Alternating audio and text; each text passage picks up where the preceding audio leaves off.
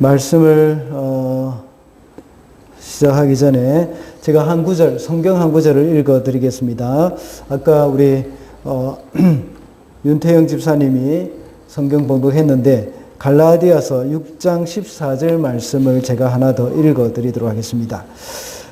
그러나 내게는 우리 주 예수 그리스도의 십자가 외에 결코 자랑할 것이 없으니 그리스도로 말미암아 세상이 나를 대하여 십자가에 못 박히고 내가 또한 세상에 대하여 그러하니라. 아멘. 아마 제가 방위 출신이라는 것을 아마 대부분 우리 성도님들은 다 알고 계실 것입니다. 제가 군에 있을 때에 이 조병장이라는 아주 악명 높은 고참이 한 명 있었습니다. 우리 조 집사님도 병장 출신이십니까? 근데 조 집사님은 아주 착한 고참이었을 것 같습니다. 근데 그 사람과 같은 이 조가 되어서 경계 근무를 서게 되면 그날은 완전 지옥이 되는 겁니다. 참 저는 다른 사람에 비해서 그렇지만 조금 그분하고 좀 잘 지냈던 기억이 있습니다. 왜냐하면 저는 그림을 다른 사람보다 조금 더 잘 그린다는 소문이 났었습니다. 그래서 제가 출근을 하면 항상 조병장은 저를 불러가지고 그림을 그리라고 했습니다. 그때는 군에 추억록이라고 있었습니다. 혹시 여러분들 중에 추억록 만드신 분 있습니까? 네, 군에서 이 추억록, 이 고참으로서 시키는 일이지만 졸병들은 굉장히 고생하는 일입니다. 그래서 제대를 앞둔 병사가 이제 군에서 일어났던 추억을 한 권의 책으로 이렇게 만드는 겁니다. 이 하나의 큰 파일에다가 그림을 그려놓고 글자를 씁니다. 제가 출근을 하면 그것을 만드는 것이 저의 일이었습니다. 그런데 부대의 행사가 있으면 그것을 그려주기가 참 쉽지 않았습니다. 그러면 집에 가져와서 그려야 합니다. 저로 하여금 그것이 굉장히 힘들게 만들었던 겁니다. 집에 오면 교회 일도 해야 되고 또 부모님을 도와서 과수원의 농사 일도 해야 되고 또 이제 야간에 근무를 섰기 때문에 또 낮에 좀 자야 되고 그런데 그 집에 오면 그것을 그릴 시간이 없습니다. 그런데 또 안 그려가면 또 혼이 좀 납니다. 제가 그 조병장으로부터 벗어날 수 있는 길은 무엇일까요? 네, 제가 먼저 제대를 하든지 그 조병장이 먼저 제대를 하든지 그렇게 해야 됩니다. 만약에 이 조병장이 제대를 한 후에 다시 그 부대 안에 들어와서 근무서는 저를 불러서 그림을 그려달라고 하면 되겠습니까? 안 되겠습니까? 예, 안 됩니다. 그죠? 예. 또 제가 단기병이기 때문에 또 혹시 먼저 제대를 했는데 저한테 와가지고 또 그림을 그려달라. 이러면 말이 안 됩니다. 저는 이제 제대를 한 조병장이나 먼저 제대한 저나 이제 군 밖에서는 그것을 그려줄 의무도 없고 그려줄 필요도 없습니다. 더 이상 그 조병장과 저는 그 명령을 하거나 명령대로 따라야 할 필요가 없는 관계가 되었기 때문입니다. 오늘 본문에 나오는 야곱도 비슷한 상황이었습니다. 지금까지 우리는 창세기 31장의 말씀을 지금 살펴보고 있는 중이죠. 야곱은 마침내 외삼촌 라반의 집을 떠나서 가나안으로 향했습니다. 그런데 야곱은 그의 아내들과 자식들을 데리고 외삼촌의 집을 마치 도망치듯이 나왔습니다. 그 이유가 무엇이겠습니까? 그는 이 정식으로 외삼촌에게 인사를 하고 나오거나 아니면 허락을 받고 나올 경우에는 이 좋게 나오기가 굉장히 어렵기 때문입니다. 어떤 경우에 어떤 이유를 대서든지 이 라반은 이 야곱을 보내려고 하지 않거나 또 야곱이 가진 소유를 빼앗고자 했을 것이 분명할 것입니다. 야곱은 외삼촌 집에 들어갈 때는 자기 발로 걸어서 들어갈 수 있었지만 나올 때는 쉽게 나올 수가 없었습니다. 그래서 이번에는 완전히 작정을 하고 모든 준비를 다 한 후에 기회를 틈타가지고 라반이 양털을 깎는 그 날을 잡아서 도망을 쳤던 것입니다. 야곱이 라반에게서 도망을 나온다는 것은 굉장히 큰 의미가 있습니다. 지금까지 야곱은 라반 밑에서 종과 같은 삶을 살았습니다. 라반을 위해서 살았던 삶이었습니다. 거기에 머물러 있는 동안에 야곱에게는 자유가 없었습니다. 라반에게 묶여 있는 것과 똑같은 겁니다. 그래서 야곱이 라반에게서 도망쳐 나온다는 것은 종의 생활에서 자유인의 몸으로 살아가는 것이라는 겁니다. 우리의 삶도 다르지 않죠. 우리는 모두가 자유의 몸이라고 하지만 어딘가에 묶여 있습니다. 여러분이 담배를 피우는 것이 여러분의 자유라고 생각할 것입니다. 그런데 담배를 끊지 못하고 담배를 피우지 않으면 손이 떨린다거나 마음이 불안해지면 그것은 여러분의 자유로 담배를 피우는 것이 아니라 여러분 자신이 담배의 종이 되어 있는 겁니다. 술을 마시는 것은 자유라고 생각하지만 만약에 술을 끊지 못한다면 여러분은 술의 종이 되고 마는 것입니다. 유튜브를 보는 것 또는 여러분의 게임을 하는 것 이게 여러분의 자유라고 생각하지만 엄마가 유튜브 그만해, 그만 봐, 게임 그만해 이렇게 할 때에 예 알겠습니다 하고 기쁨으로 닫을 수 있으면 좋은데 그렇지 않고 짜증이 나거나 엄마는 왜 자꾸 나에게 못하게 하지 하면서 엄마와의 관계에 뭔가 잘못되어 가는 그런 것이 있다면 그것은 자유가 아니라 거기에 종이 되어 있는 겁니다. 특별히 예수님을 믿지 않는 사람들에게 있어서 이 죄의 종으로 살아가는 사람들이 참 많이 있습니다. 죄를 짓지 않고는 살 수 없는 사람들이 되어버렸기 때문입니다. 그리고 예수님을 믿는다고 하지만 아직도 율법주의적인 신앙에 빠져 있다면 그는 율법의 종이라고 할 수 있습니다. 우리는 진정한 자유를 원하지만 자신도 모르는 사이에 계속해서 죄의 종으로 살아가기도 하고 또 율법의 종으로 살아가기도 하는 것입니다. 오늘 라반의 집에서 탈출하는 야곱의 모습을 보면서 우리가 어떻게 하면 자유를 얻을 수 있는지 이 진정한 자유라는 제목으로 말씀을 살펴보도록 하겠습니다. 첫째로 진정한 자유는 세상이 나에 대하여 죽는 것입니다. 43절과 44절입니다. 라반이 야곱에게 대답하였다. 이 여자들은 나의 딸이요. 이 아이들은 다 나의 손자, 손녀요. 이 가축대도 다 내 것일세. 자네의 눈앞에 있는 것이 모두 내 것이 아닌가. 그러나 여기 있는 나의 딸들과 그들이 낳은 나의 손자, 손녀를 이제 내가 어떻게 하겠는가. 이리 와서 자네와 나 사이에 언약을 세우고 그 언약이 우리 사이에 증거가 되게 하세. 야곱이 도망치다시피 나왔습니다. 31장 19절에 보면 라반이 양털을 깎는 축제 날에 야곱이 도망쳐 나왔다고 말씀하고 있습니다. 유목민들에게 있어서는 양털을 깎는 일이 1년에 일한 그 결과를 보는 그런 날이기 때문에 굉장히 중요한 날이고 축제의 날이었습니다. 주로 이제 추운 겨울이 지나고 이제 양들이 따뜻한 여름을 맞이하기 전에 이제 양털을 다 깎아냅니다.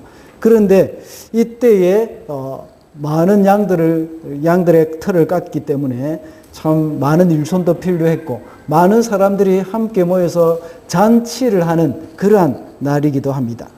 그런 가운데 야곱에 대한 감시가 소홀해져 있을 때 그 틈을 타서 이 야곱은 온 가족을 이끌고 재산을 다 가지고 탈출을 시도한 것입니다. 그러다 보니까 22절의 말씀과 같이 3일이 지나서야 라반은 야곱이 비로소 도망갔다는 사실을 알게 되었던 것입니다.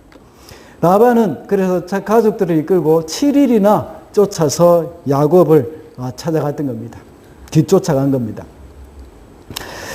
길르앗 산간 지방에 이르렀을 때야 비로소 야곱을 만날 수 있다고 했는데 지도를 보면 아시겠지만 이 가나안에 거의 다 왔을 때 길르앗 산간 지방이 바로 이 가나안 바로 인접한 곳이 있습니다. 여기까지 야곱도 굉장히 급하게 왔지만 라반도 역시 빨리 쫓아온 것입니다. 43절을 보면 라반은 야곱이 가지고 있는 모든 것이 다 자기 것이라고 주장해 왔습니다. 라반은 야곱의 그 소유권을 자기가 가지고 있었던 겁니다. 야곱에 대해서 그 소유권을 자기가 가지고 있었습니다. 그러나 이제는 더 이상 할 수 없다는 것을 알았습니다. 왜 그랬을까요? 오는 길에 하나님이 라반의 꿈에 나타나셔서 말씀하셨기 때문입니다. 라반은 그 전에 야곱을 뒤쫓아왔을 때는 야곱을 해치려는 계획이 있었습니다. 야곱을 죽이고 재산을 다 빼앗아가려는 그런 계획을 가지고 있었습니다.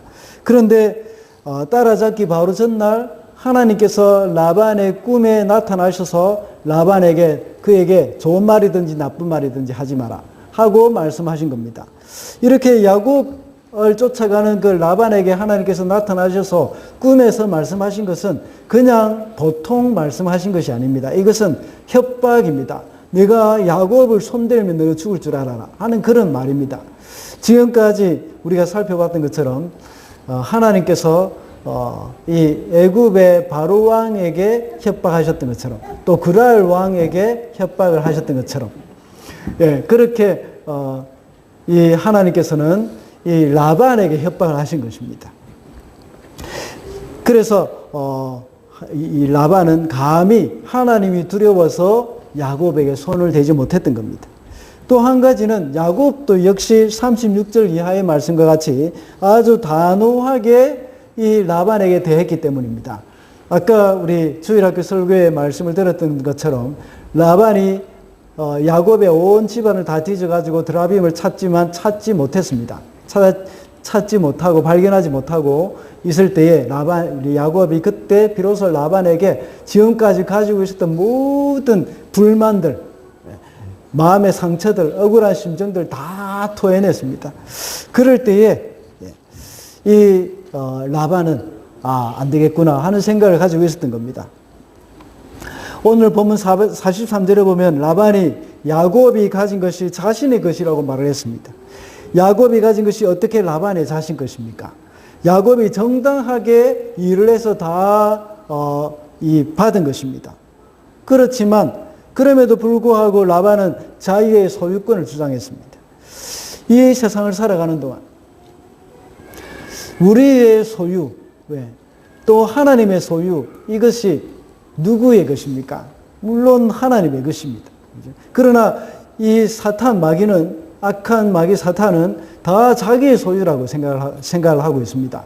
그래서 우리도 역시 우리조차도 자기의 소유로 삼고 자기 마음대로 하려고 하고 있습니다. 심지어 이 세상 천지 만물까지도 역시 사탄은 자기 것이라고 주장을 합니다.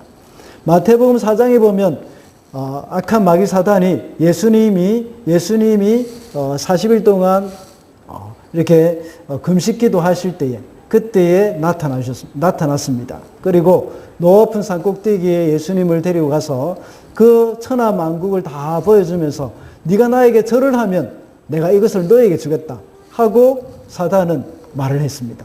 이거 보십시오. 사단은 이 하나님의 것임에도 불구하고 천하 만국이 하나님의 것이고 예수님의 소유임에도 불구하고 자기 것이라고 주장합니다. 이것이 다 내 것인데 네가 나에게 절을 하면 내가 이것을 너에게 주겠다 하고 말을 했던 겁니다. 그러나 이제 예수님께서는 말씀으로 물리치실 뿐만 아니라 나중에는 예수 그리스도의 그 십자가에 돌아가심으로 말미암아서 이 악한 마귀 사탄의 모든 권세를 깨뜨리셨습니다. 그리고 우리를 사탄의 올무에서 건져내 주셨습니다. 우리는 이러한 예수님이 행하신 것을 믿고 더 이상 세상에 대해서, 나에 대해서 이 세상이 나에 대해서 자신의 소유라고 주장하지 못하도록 해야 합니다. 이 세상은 우리를 계속해서 자신의 종으로 붙들어 놓으려고 하고 있습니다.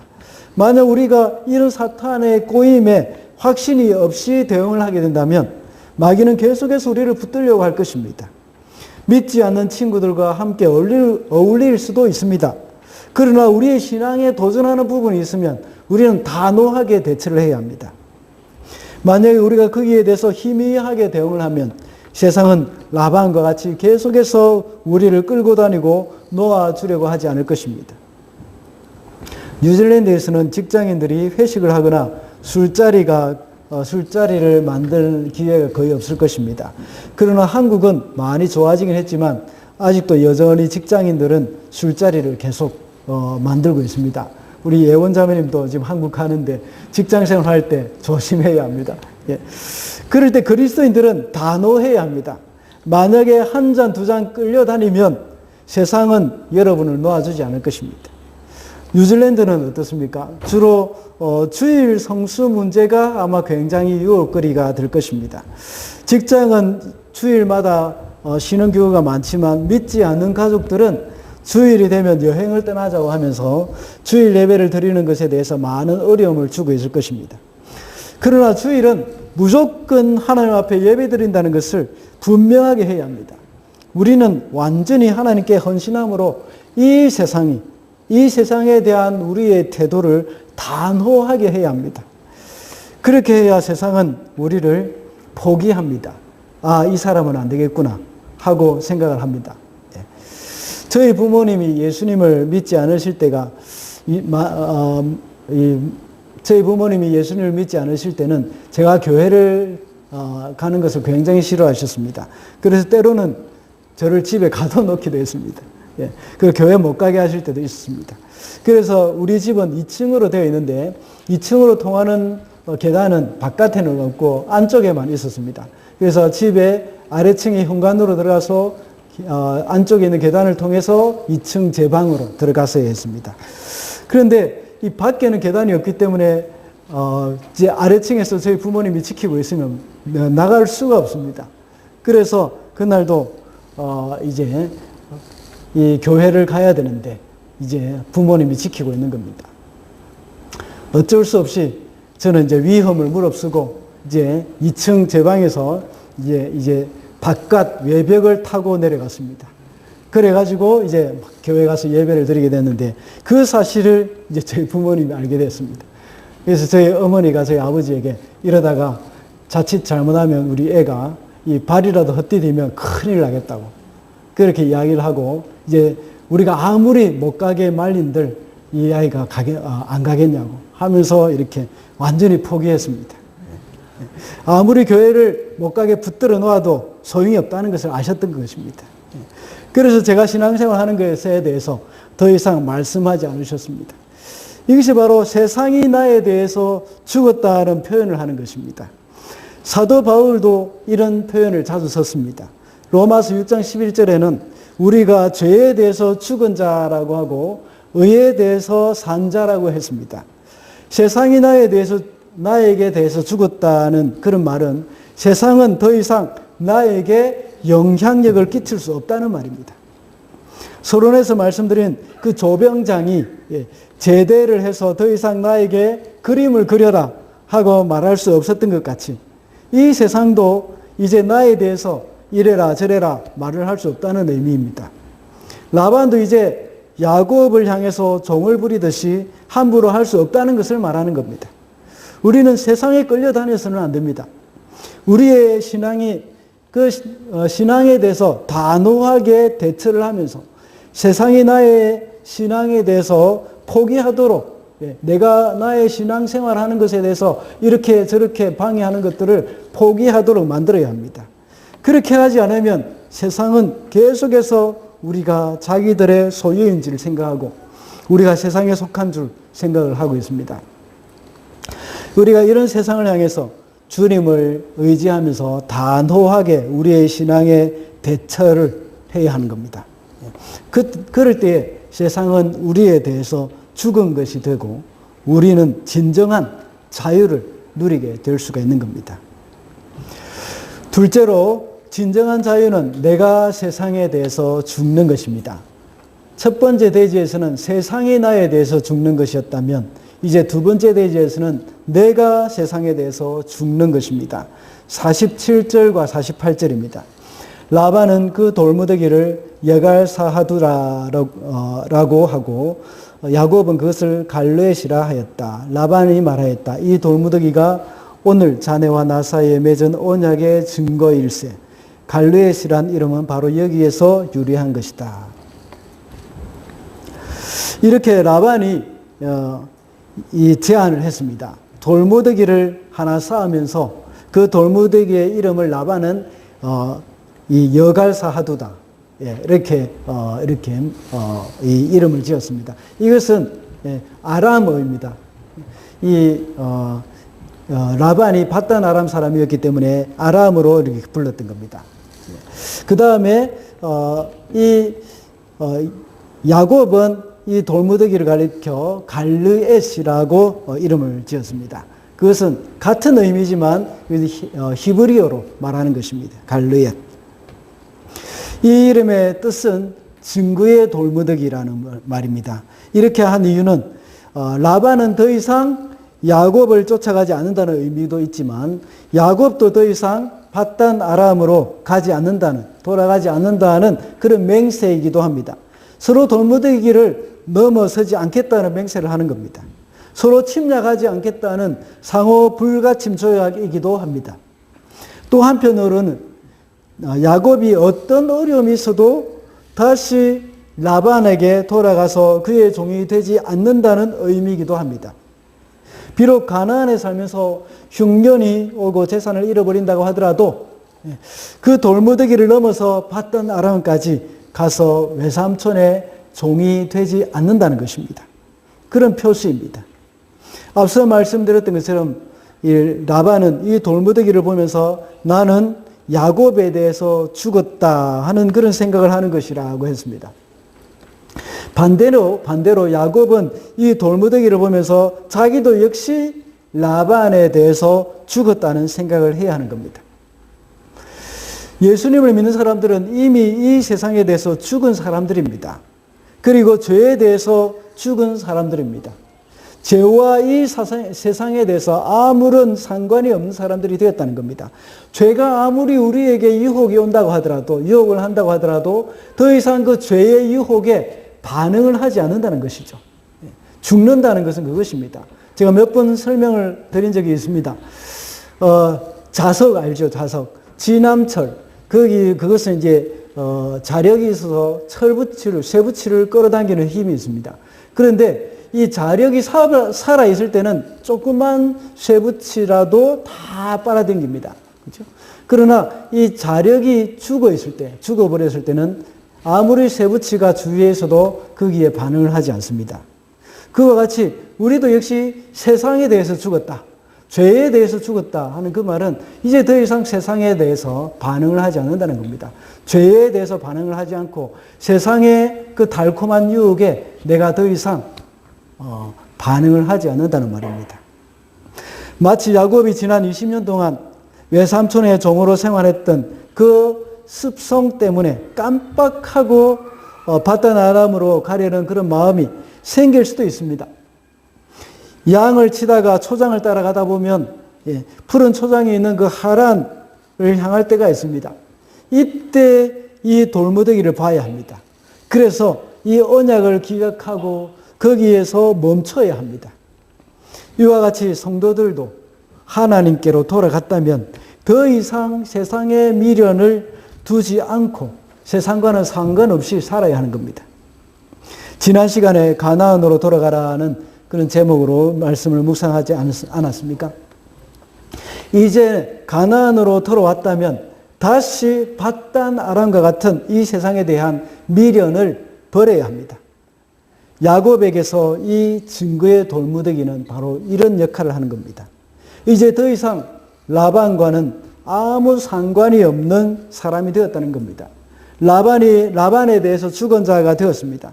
흉년이 들 때마다 라반은 야곱에게 손짓을 할 수도 있을 것입니다. 밧단 아람, 다시 말하자면 하란 땅은 티그리스 강과 유프라데스 강의 이 발원지입니다. 그래서 그 두 강의 발원지이기 때문에 항상 땅이 비옥했습니다. 물이 풍부했고 초장이 아주 좋았습니다. 그래서 양을 먹이기가 굉장히 좋았던 것입니다. 야곱은 그런 밧단 아람을 한번 경험한 사람입니다. 그래서 가나안에 흉년이 들 때마다 그곳으로 눈길이 갈 수도 있었습니다. 이와 같이 우리는 세상의 맛을 본 사람들입니다. 그러나 세상에 대해서 죽은 자는 세상에 대해서 반응을 하지 않고 세상에 미련을 두지 않습니다. 만약에 과거에 잘 나갔던 그 지난 날이 자꾸만 그리워지고 언제든지 여차하면 그때로 돌아가는 사람들, 그런 사람들은 아직까지 이 증거의 돌무더기에 경계선이 없는 사람들입니다. 그럴 때마다 야곱은 증거의 돌무더기를 보아야 합니다. 나는 이제 라반에 대해서 죽은 사람이라는 그런 사실을 기억을 해야 합니다. 그와 같이 성도들은 세상에 대해서 죽은 자가 되어야 합니다. 그래서 갈라디아서 6장 14절에서 사도 바울은 그리스도로 인해 내가 세상에 대해서 십자가에 못 박혔다라고 이 말을 했던 것입니다. 갈라디아서 6장 14절을 제가 한번 읽어보겠습니다. 그러나 내게는 우리 주 예수 그리스도의 십자가 외에 결코 자랑할 것이 없으니 그리스도로 말미암아 세상이 나를 대하여 십자가에 못 박히고 내가 또한 세상을 대하여 그러하니라. 뉴질랜드에는 교회마다 십자가 네온 사인이 없지만 한국에는 십자가 네온 사인이 굉장히 많이 있습니다. 그러나 그냥 교회라는 표시로 달아놓은 것이 아닙니다. 그 십자가를 보고 기억해라는 것입니다. 세상으로 돌아가고 싶은 그 마음이 있을 때마다 그 십자가를 보아야 합니다. 갈라디아서 6장 14절의 말씀과 연관해서 김서택 목사님은 말하기를 십자가는 세상이 내게 올 수도 없고 내가 세상으로 넘어갈 수도 없는 영원한 경계선이다라고 했습니다.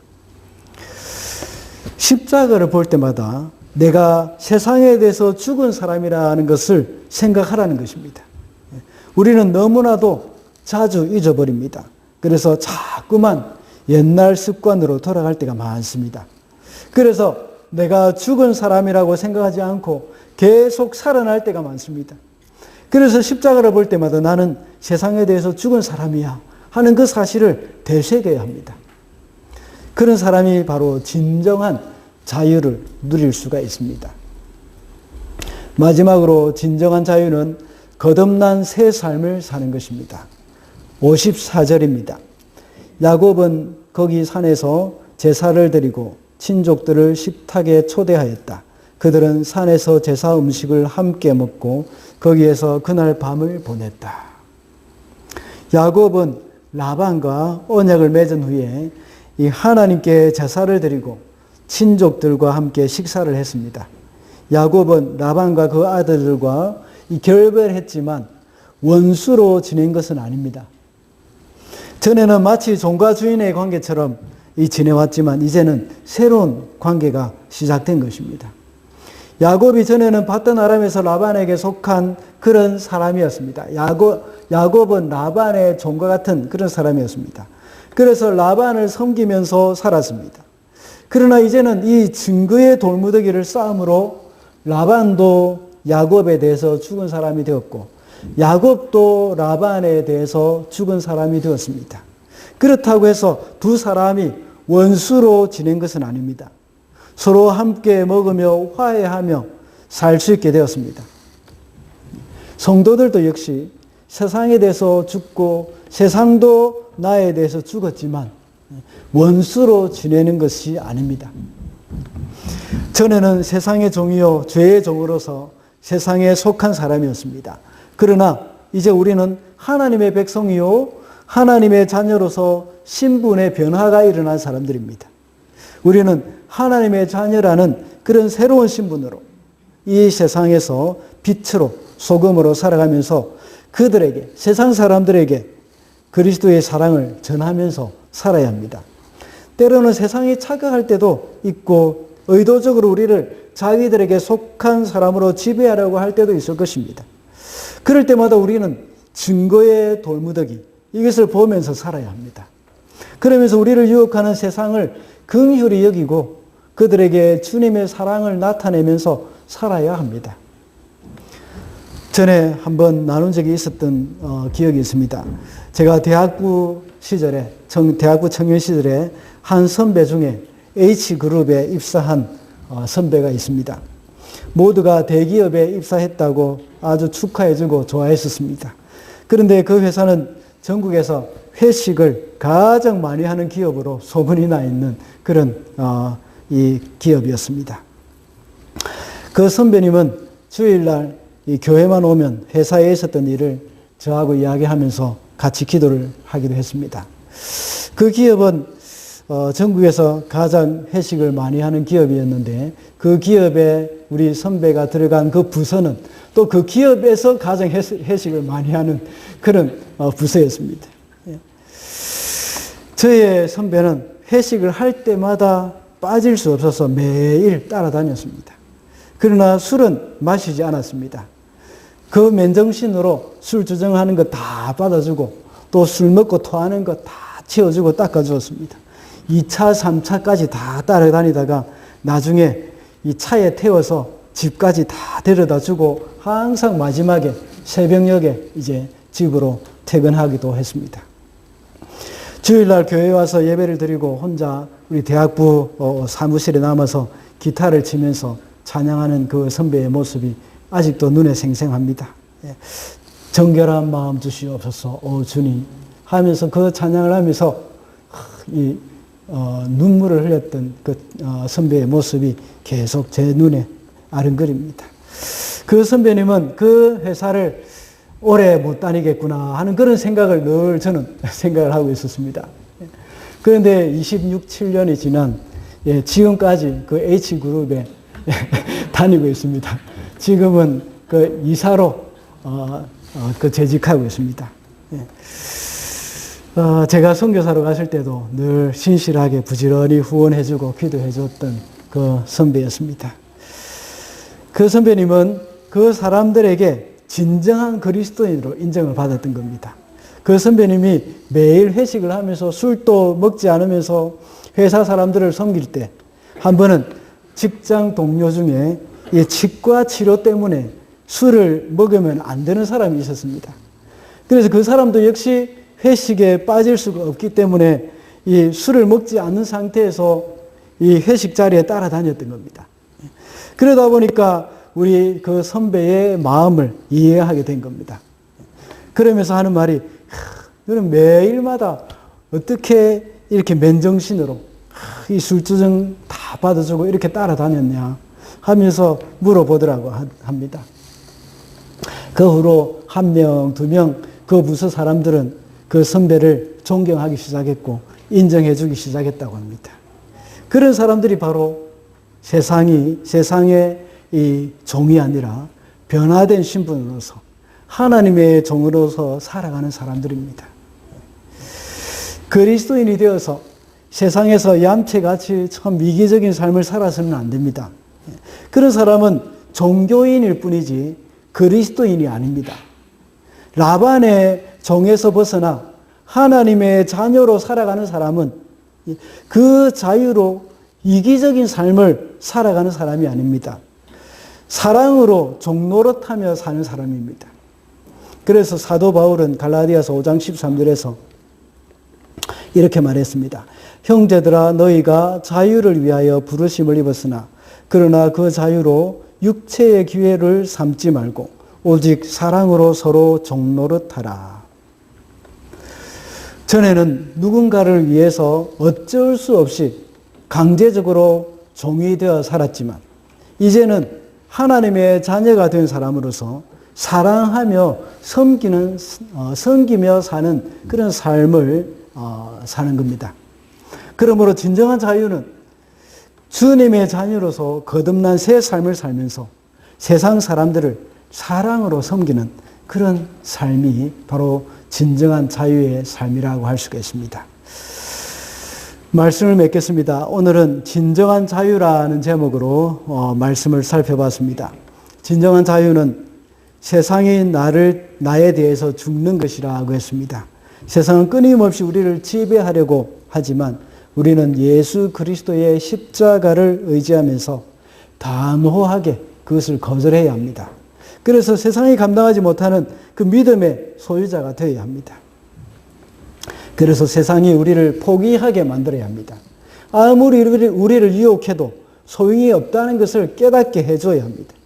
그리고 우리가 세상에 대해서 우리가 죽어야 합니다. 때로는 세상이 좋아 보이고 바단 아람과 같은 그런 풍요롭고 화려한 세상이 좋아 보이고 부러울 수도 있습니다.